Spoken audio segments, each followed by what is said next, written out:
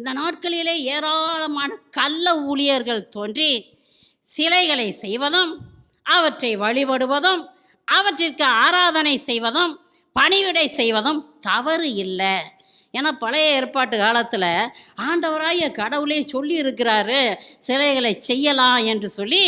பிரியமானவர்களே, சத்தியத்தை புரட்டி போடுகிற இந்த நபர்களை நம்பாதீர்கள். ஹல்லேலூயா, ஹல்லேலூயா. இவர்கள் எல்லோரும் அந்தி கிறிஸ்துவின் ஆவியால் ஆட்கொள்ளப்பட்டு உங்களை வஞ்சிக்கிறார்கள்.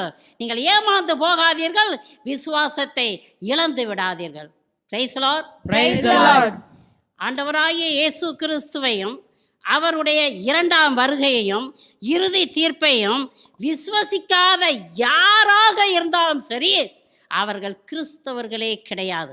அவர்கள் அந்தி கிறிஸ்துவின் ஆவியால் ஆட்கொள்ளப்பட்டு உங்களை வஞ்சிக்கிறார்கள்.